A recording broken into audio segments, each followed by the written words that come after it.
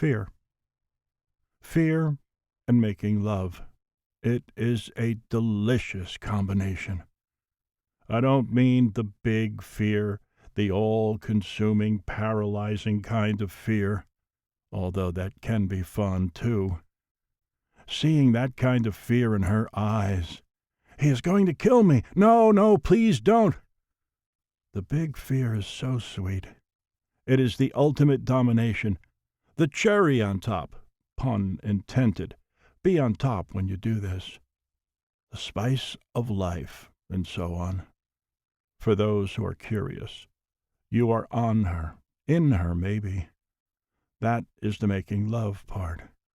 Suddenly you have your hands around her throat, or you raise a fist, or a knife, or a baseball bat. Or you have a hand on her neck with her face inches above a tub of water. Or you pull a see-through plastic bag over her head, or, well, whatever. Of course, that in and of itself is not enough. It's also your body language, your eyes, your voice, everything. At that very moment, you will have to mean it if you want it to work. You must be willing to kill. The dark beast must be controlling your mind. Admit it to yourself. You want it. I know you want it. Yes, the payoff is big. But you can't use that kind of spiel very often. Once. You have to surprise her, him if you're so inclined. Not my thing, but be my guest. As said, the big fear is sweet, but use it wisely. Don't overspend it. Otherwise you'll be left with little in a very short time.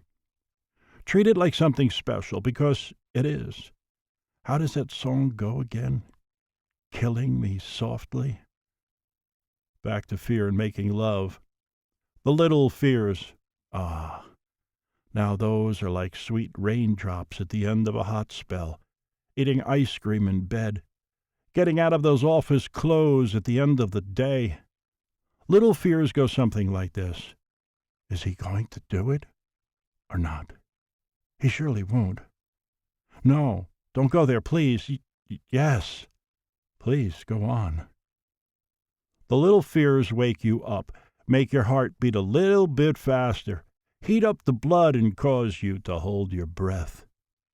You can stretch the little fears.